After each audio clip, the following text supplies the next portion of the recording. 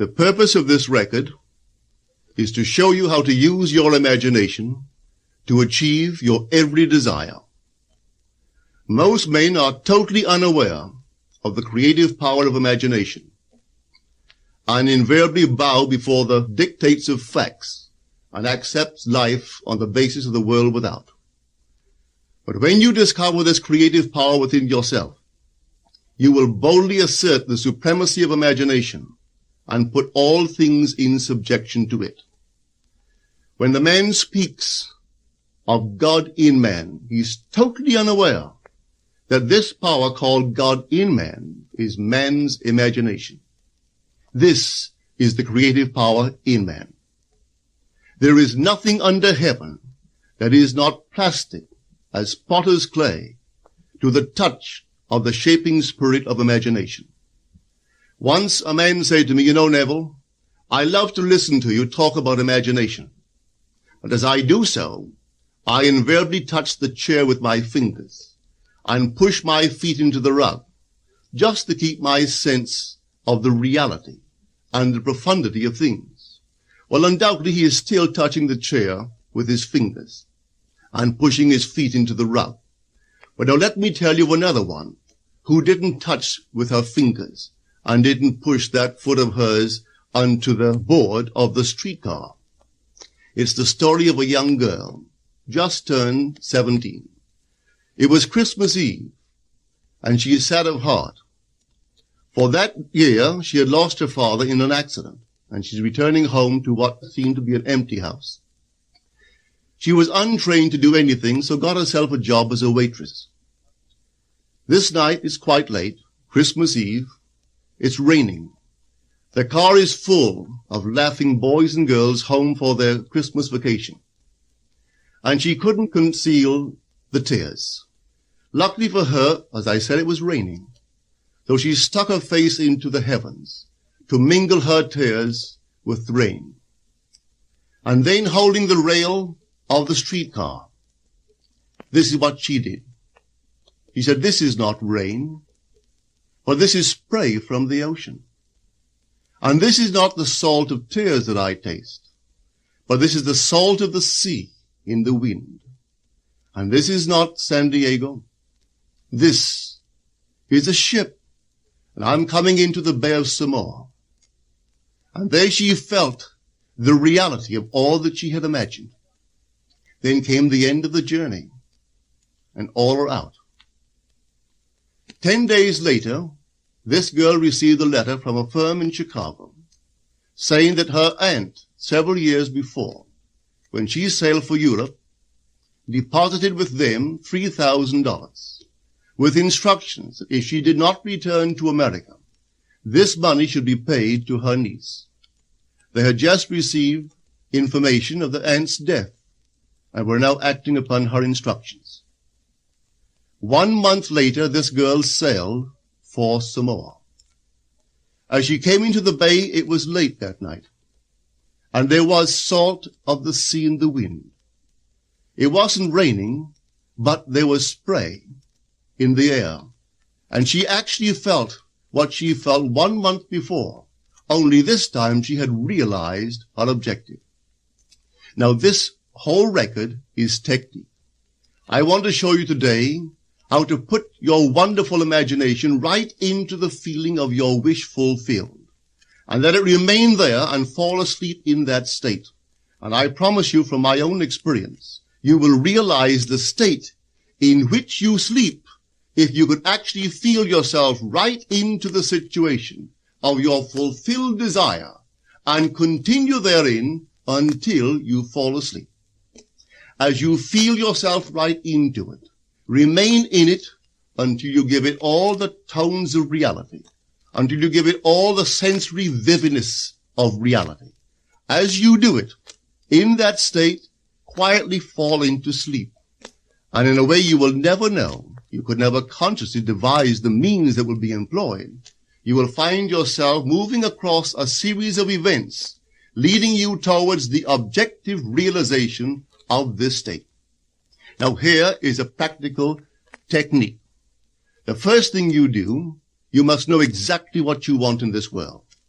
when you know exactly what you want, make as lifelike a representation as possible of what you would see and what you would touch and what you would do, and physically moving in such a state.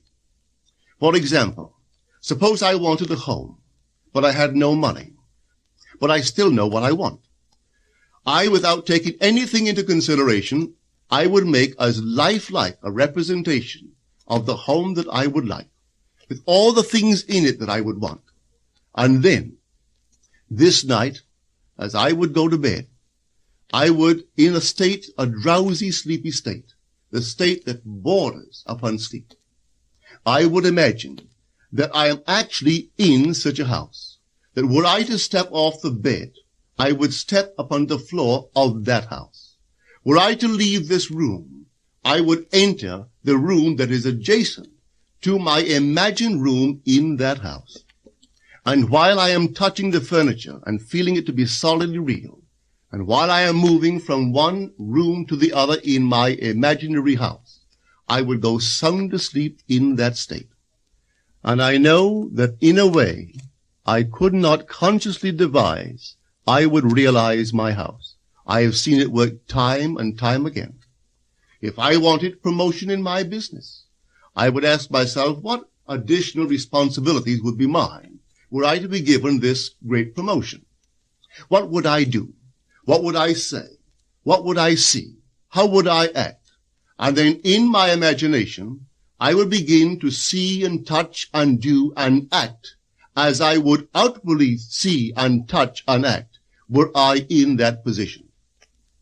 If I now desired the mate of my life, were I now in search of some wonderful girl or some wonderful man, what would I actually find myself doing that would imply that I have found my state?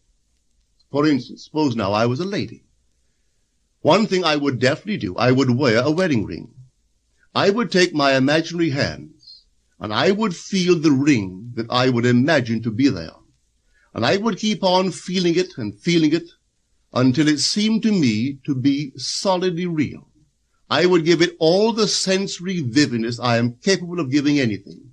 And while I am feeling my imaginary ring, which implies I am married, I would sleep. This story is told us in the Song of Songs, or the Song of Solomon. It is said, "At night on my bed, I sought him whom my soul loveth. I found him whom my soul loveth, and I would not let him go until I brought him into my mother's house, right into the chamber of her that conceived me." If I would take that beautiful poem and put it into modern English, into practical language, it would be this: while sitting in my chair, I would feel myself right into the situation of my fulfilled desire. And having felt myself into that state, I would not let it go. I would keep that mood alive, and in that mood I would sleep. That is, taking it right into my mother's chamber, into the chamber of her that conceived me. You know, people are totally unaware of this fantastic power of the imagination. But when man begins to discover this power within him, he never plays the part that he formerly played. He doesn't turn back and become just the reflective life. From here on in, he is the affecter of life. The secret of it is to center your imagination in the feeling of the wish fulfilled and remain therein. For in our capacity to live in the feeling of the wish fulfilled lies our capacity to live the more abundant life. Most of us are afraid to imagine ourselves as important and noble individuals, secure in our contribution to the world, just because at the very moment that we start our assumption, reason and our senses deny the truth of our assumption. We seem to be in the grip of an unconscious urge which makes us cling desperately to the world of familiar things and resist all that threatens to tear us away from our familiar and seemingly safe moorings. But I appeal to you to try it. If you try it, you will discover this great wisdom of the ancients, for they told it to us in their own strange, wonderful, symbolical form. But unfortunately, you and I misinterpreted their stories and took it for history when they intended it as instruction to simply achieve our every objective. You see, imagination puts us inwardly in touch with a world of states. These states are existent. They are present now. But they are mere possibilities while we think of them. But they become overpoweringly real when we think from them and dwell in them. You know, there's a wide difference between thinking of what you want in this world and thinking from what you want. Let me tell you, when I first heard of this strange and wonderful power of the imagination, it was in 1933 in New York City. An old friend of mine taught it to me. He turned to the 14th of John, and this is what he read. In my Father's house are many mansions. If it were not so, I would have told you. I go to prepare a place for you. And if I go and prepare a place for you, I will come again and receive you unto myself, that where I am, there ye may be also. He explained to me that this central character of the Gospels was human imagination, that mansion was not a place in some heavenly house, but simply my desire. If I would make a living representation of the state desired, and then enter that state and abide in that state, I would realize it. At the time, I wanted to make a trip to the island of Barbados in the West Indies, but I had no money. He explained to me that if I would that night, as I slept in New York City, assume that I was sleeping in my earthly father's house in Barbados, and go sound asleep in that state, that I would realize my trip. Well, I took him at his word and tried it. For 1 month, night after night, as I fell asleep, I assumed I was sleeping in my father's home in Barbados. At the end of my month, an invitation from my family came, inviting me to spend the winter in Barbados. I sailed for Barbados the early part of December of that year. From then on, I knew I had found this Savior in myself. The old man told me that it would never fail. Even after it happened, I could hardly believe that it would not have happened anyway. That's how strange this whole thing is. On reflection, it happens so naturally. You begin to feel or to tell yourself, well, it would have happened anyway. And you quickly recover from this wonderful experience of yours. It never failed me if I would give the mood, the imagined mood, sensory vividness. I could tell you unnumbered case histories to show you how it works. But in essence, it's simple. You simply know what you want. When you know what you want, you are thinking of it. That is not enough. You must now begin to think from it. Well, how could I think from it? I am sitting here, and I desire to be elsewhere.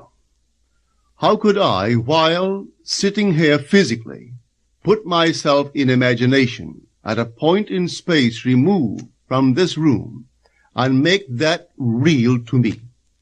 Quite easily. My imagination puts me in touch inwardly with that state. I imagine that I am actually where I desire to be. Now, can I tell that I am there? There is only one way to prove that I am there. For what a man sees when he describes his world is as he describes it relative to himself. So what the world looks like depends entirely upon where I stand when I make my observation. So if, as I describe my world, it is related to that point in space I imagine that I am occupying, then I must be there. I am not there physically, no, but I am there in my imagination, and my imagination is my real self. And where I go in imagination and make it real, there I shall go in the flesh also. When in that state I fall asleep, it is done. I have never seen it fail. So this is the simple technique on how to use your imagination to realize your every objective. Here is a very healthy and productive exercise for the imagination. Something that you should do daily. Daily relive the day as you wish you had lived it, revising the scenes to make them conform to your ideals. For instance, suppose the day's mail brought disappointing news. Revise the letter. Mentally rewrite it and make it conform to the news you wish you had received. Or suppose you didn't get the letter you wish you had received. Write yourself the letter and imagine that you received such a letter. Let me tell you a story that took place in New York not very long ago. In my audience sat this lady who had heard me numberless times. And I was telling the story of revision. That man, not knowing the power of imagination, he goes to sleep at the end of his day, tired and exhausted, accepting as final all the events of the day. And I was trying to show that man should, at that moment, before he sleeps, he should rewrite the entire day and make it conform to the day he wished he had experienced. Here is the way a lady wisely used this law of revision. It appears that 2 years ago, she was ordered out of her daughter-in-law's home. For 2 years there was no correspondence. She had sent her grandson at least 24 presents in that interval, but not one was ever acknowledged. Having heard the story of revision, this is what she did. As she retired at night, she mentally constructed 2 letters. One she imagined coming from her grandson, and the other from her daughter-in-law. In these letters they expressed deep affection for, and wondered why she had not called to see them. This she did for 7 consecutive nights, holding in her imaginary hand the letter she imagined she had received, and reading these letters over and over until it aroused within her the satisfaction of having heard. Then she slept. On the 8th day, she received a letter from her daughter-in-law. On the inside there were 2 letters, one from her grandson and one from the daughter-in-law. They practically duplicated the imaginary letters that this grandmother had written to herself 8 days before. This art of revision can be used in any department of your life. Take the matter of health. Suppose you were ill. Bring before your mind's eye the image of a friend. Put upon that face an expression which implies that he or she sees in you that which you want the whole world to see. Just imagine he is saying to you that he has never seen you look better, and you reply, I have never felt better. Suppose your foot was injured. Then do this. Construct mentally a drama which implies that you are walking, that you're doing all the things that you would do if the foot was normal, and do it over and over and over until it takes on the tones of reality. Whenever you do in your imagination that which you would like to do in the outer world, that you will do in the outer world. The one requisite is to arouse your attention in a way and to such intensity that you become wholly absorbed in the revised action. You will experience an expansion and refinement of the senses by this imaginative exercise, and eventually achieve vision in the inner world. The abundant life promised us is ours to enjoy now, but not until we have the sense of the Creator as our imagination can we experience it. Persistent imagination, centered in the feeling of the wish fulfilled, is the secret of all successful operations. This alone is the means of fulfilling the intention. Every stage of man's progress is made by the conscious, voluntary exercise of the imagination. Then you will understand why all poets have stressed the importance of controlled, vivid imagination. Listen to this one by the great William Blake. In your own bosom you bear your heaven and earth, and all you behold, though it appears without, it is within, in your imagination, of which this world of mortality is but a shadow. Try it, and you too will prove that your imagination is the creator.